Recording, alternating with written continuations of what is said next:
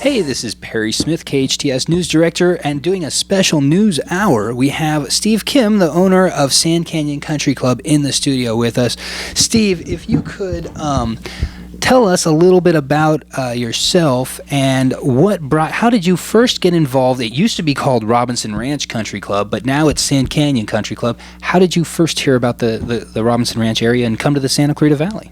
I see. It was about 10 years ago. And I was kind of successful entrepreneurs, and made some investments. And actually, a friend of mine was a big investor in buildings, and he's just the first one probably in the golf course. And I was I invested in partial and ownership. And there was a Robinson Ranch, and I thought, wow, it's a beautiful country club. So after that, I actually moved back to Korea and lived there for 10 years. And as you know, that we got severe droughts, and we've been losing money for a few years. For at the country club. At the country club. Right. So the investors kind of tired of it, don't know what to do with it, either give it up or do something about it. So about a year ago, I took it on. Even I was living in Korea, I just felt bad about this beautiful course, just collapsing it. So it's just not for me to making money to come out all the way, try to make a change. It's just my passion for something new, going after something new. If there's anything I can do, that's been about a year ago. And it's kind of interesting.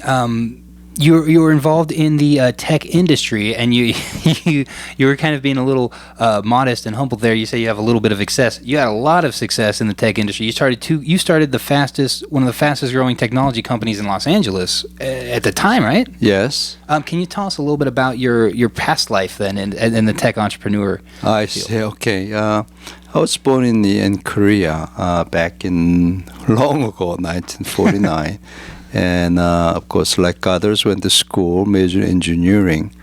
And in those days, or at the time, Korea didn't have much good jobs. So I came out in 1976.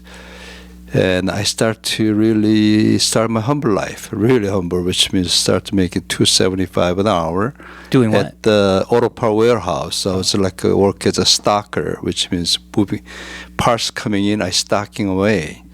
And and then the only hope I had is I have to go to school, get an engineering degree. I get the engineer. That was my dream. Were you drawn to it? Do you enjoy math, or did you like the science of it? I liked the math. That's why I got into the engineering. And so I had to work at night and go to school. Actually, went to California State University in Los Angeles, which is kind of nearby. And so I had a communication engineering. So I went to school at night, and it took me 3 years. That must have been tough. So you're working during the day, and then you. That's right. If I got some money, probably going to take a year and a half. Right. So then I graduated my degree. I went to hired as an engineer.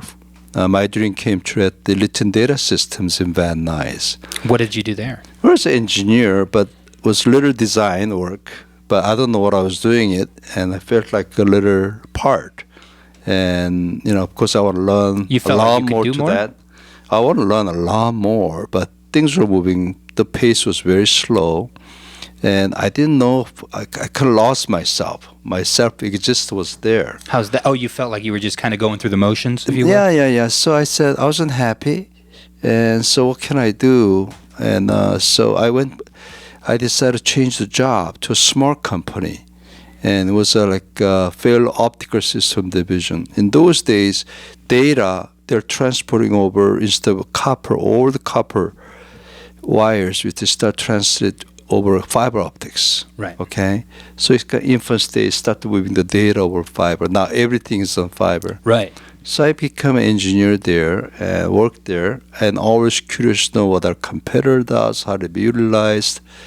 And a small company, you can really learn a lot. Sure. What are the businesses? And in a couple of years, I thought, if I do this, make some changes, clients can save a lot of money. So with that thoughts, I raised about $100,000 What was move that into the process garage. like? How did you do that? How did you convince people that you had No, a I great got idea? just a couple other Korean engineers and told about my ideas, so they chipped it in. And those days probably is not a lot of money, but so I moved into the one of my friends' garage, and I have to show that if my concepts, ideas work. So I had to make a prototype, what you call. So Were other people trying to do what you guys were doing, or was this? No, This seemed like kind of. I mean, there's at the few other time. competitors, but as first making a startups out of garage, in those days it was very early. Right. Okay, very few did that. Now Of you course, hear about Apple the did that. stories. Oh Now yeah, you yeah. Of hear course, about the Steve stories. Jobs did that Right, probably right. earlier on, Right. making a computer in our garage. So, and that's why I got started.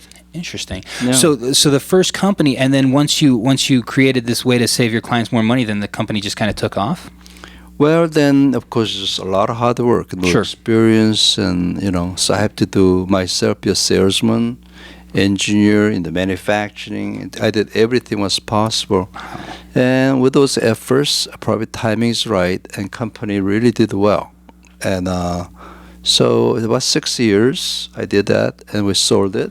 Wow. And then what should I do? I got Right. $10 million in my pocket, so I didn't want to lay on the beach. So I said, what should I do? So I was working there after company sold as a CEO. I always get what should I do? What was the next idea? Next ideas, or what's the next step? And then in the early 1990s, everybody from a mini computer moved to personal computers. Everybody has little desktops. Sure. Apples and IBMs. They have to get connected, right? They called networking. So in networking got started, kick it off, and we had an idea that hey, they may need more bandwidth than like 10 megabits or like a bandwidth shared by 100 people. There might be time needs comes that each person wants 10 megabit. Right now you got everyone has 100 megabits. Right. Okay. So with that I started a new company called Xylan, and this time I invest very heavily because everybody wants to chip in the money, right? So raised $5 million, then I invest very heavily. 6 months we ran out, so I raised another $10 million. Wow. And invested in because I have all the confidence that hey, you gotta come, really, product time to market is so important, as you know. Sure. So, anyway, it really worked. So when you got the first product, you could make fast enough to, sell it, ship it. And 3 years we went to public in NASDAQ, and so at the time the market cap after the public was $3 billion, so we couldn't believe ourselves. Of course, it's very profitable. We promise we're going to grow the company 100% each year, okay? And we did that. So, then the company grew to about 1,500 people based in Calabasas. And, but it was tough. You have to hire all the time more people, Sure. new products, competition. Sure. And then I got 1999 French company Alcatel, who was actually partnering with us, rebranding our products and so on, and bought us at $2 billion.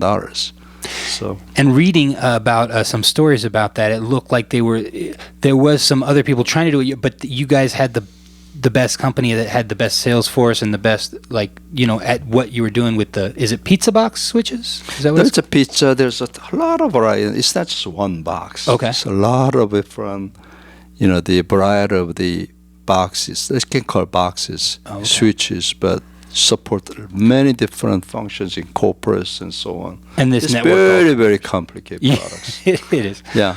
But then going past that, so now you had this success because Alcatel purchased your company. But then you realized, from talking to you earlier, that the money wasn't what you were seeking all that time, right? Well, those success was measured by how much you made. Sure. Right. So I done that, and of course I was happy, and because the end results was good. Everybody the was fruits of your happy. labor, I get yeah. respected, the names out, and so I made many of them are millionaires, and Then what? I got time and money. So first time in my life, kind of try to enjoy it. Bought a big house in Home Hills and 20,000 square foot house and 11 bathrooms, and I threw a lot of parties. I became a board of director of the LA Opera. Oh, right. So it's kind of high society. Always invite the people, wine and dine, and plus always a salon concert at home. I did that, and and then we can go anywhere, play a lot of golf. And but in about 6 months, I says, I wasn't happy anymore. In the morning, what should I do next? Who should I meet? I got too much time. Well, let me ask you this: Yeah. before that 6 month part, what was your favorite part once you got to start to enjoy the fruits of all that labor that you had done?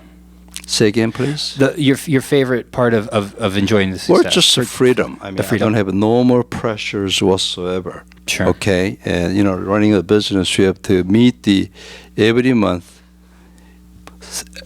each quarter's targets, and also still you got to always worry about beyond that. It's just unbelievable pressure. Very stressful, sure. So I thought, life was good, but no stress, But no goals in place. Right. Then I wasn't happy with it. Right, and that's what you were saying. You told me. So then, was that when you went back to Korea? Yeah. The first Then time? I said, hey, there was something I could do more meaningful things to do. Back in 1997, I set up the Stephen Kim Foundation. Whoever successful entrepreneur set aside the money, Sure. tax-free, and doing for some good things. So I've been contributing to community here. UCLA, I gave $1 million, and I was doing a scholarship, started the foundation back in 2000 Korea. So I kind of remotely managed. I have employees working for it. So I think I could probably use my money better, wisely. So I went there and did expand those.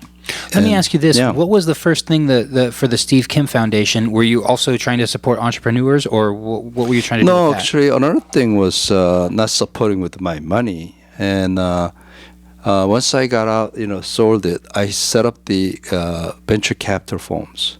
Alcatel Ventures, right? Raised about $100 million. Right. Start invested in. I thought I could do very well, but year 2000 when bubble starts, Right. there's too much money, Right. and too many, entrepreneurs. Right. Piece of paper. I can do this. I can do that, and so timing wasn't right. So I kind of wrapped it up, returned the money to the investors.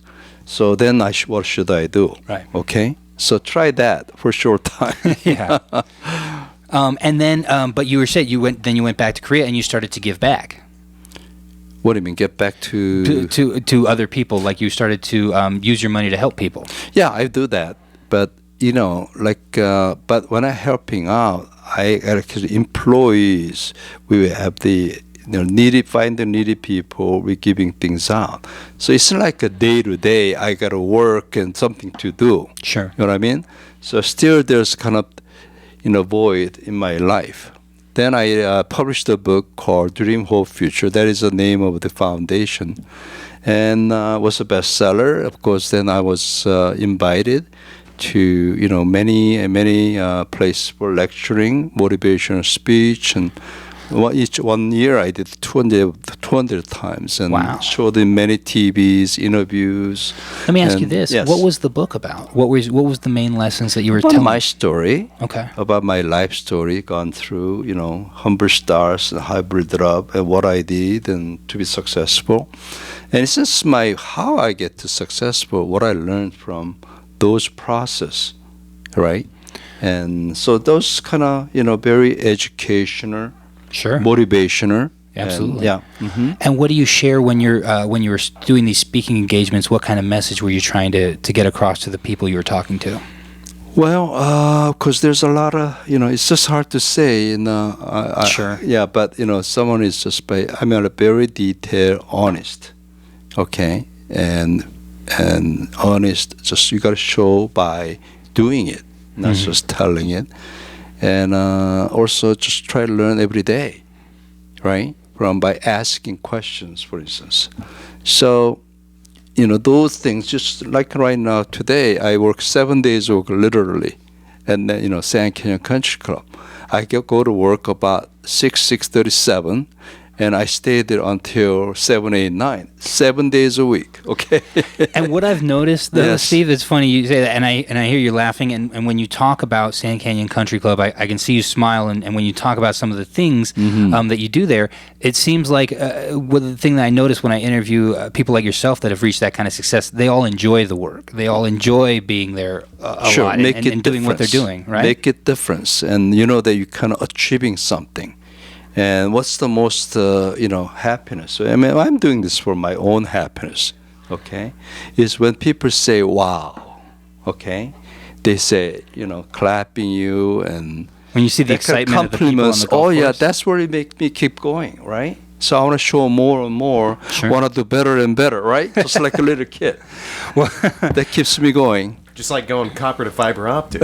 Yes. You're making products better. That's right. So, anyway, something is hard, very tough. When I took over this Sand Canyon Country Club, making a change. Now I start to see the light in the tunnel, and people come in. They're so happy to see. Okay. Well, and you were talking to me Yeah. when I was visiting the course, and it's a beautiful course. You were talking to me about how the people had really embraced the changes, and the community had embraced you naming it Sand Canyon, and those changes that you were making to make it part of the community. Sure. But can you talk to me a little bit about some of the challenges that you had to overcome? Because I know where we are, it's a hot spot, and you're basically making a desert course, right? Yeah, but name change wasn't that difficult. Right. Right. Okay. But just changing it from extreme drought, then few big storm. Sure. I mean, fire. Right. We had the fires Then we got the storms. this summer after you. Storm was water's good, but too much storm. We got mudslides. It about 3 times. We had the little bridge it was completely buried. So it brought Good stuff onto the course. Oh, it's just whole creeks are filled with the mud. Wow. So we cleaned up. Then another storm hit. So we had to go through it, and we're still cleaning up. And of course, anything is huge projects. Right. And I hired someone who thought, the architects of the desert course. Sure. And it was a complete lie. So after about 2 months, I fired them, and I started taking my own. So Really? I'm designers and project managers and executing many details. Let me ask you this. Yes. When you were looking at the course and making the changes, how hands-on were you involved in that Of actual course, I process? have to be because I'm the golfer. Oh, okay. When you golf, Right. as a golfer, what it is, accommodation.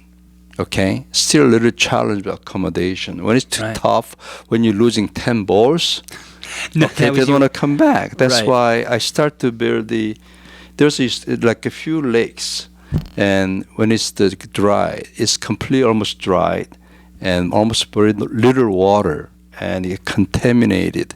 Mosquitoes grow, cattails. Sure. So with the storm, when I pull everything out, oh my goodness, it's huge and deep.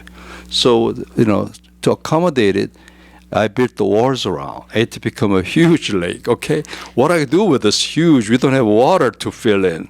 So that's why we bring a lot of dirt in. And I don't know you've seen that recently. Then we made a rock channels, and about 20% we put the waters in. We circle around and put the palm trees around. Probably for that is probably brought in about 200-300 truckloads of dirt from outside. And I Just to gotta re-landscape the whole lake. yeah, or the you got to ponds. bring the dirt in, and neighbor complained, and city tried to stop us, and that's why I went to the city today.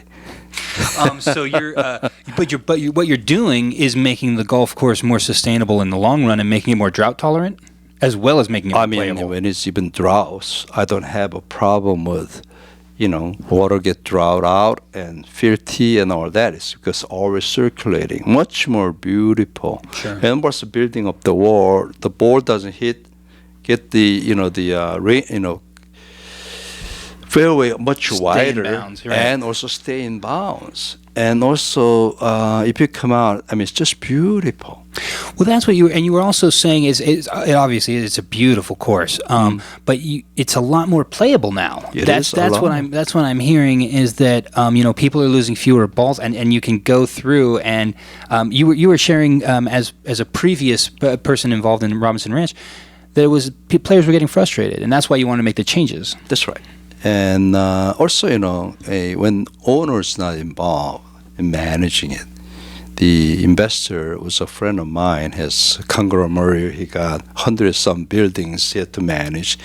Golf course is a little part of it, okay? Sure. So he doesn't play golf, so let someone else to manage, when the owner's not involved, okay? So I think there's a lot of the mismanagements are probably unmanaged, and there's a lot of waste, and just people there for doing much nothing. So I came in there, not just a golf course, change the whole work cultures and bring right people in, got the cost down, efficiencies up, just like a business. I want to talk a little bit more about that. We have to take a quick commercial break, Sure. and then I want to talk about some of the changes that you have planned too, because you've already made some, but we have some exciting stuff coming up, right? Very good. All right, we'll be right back on this KHTS Special News Hour with your host, KHTS News Director Perry Smith. Okay.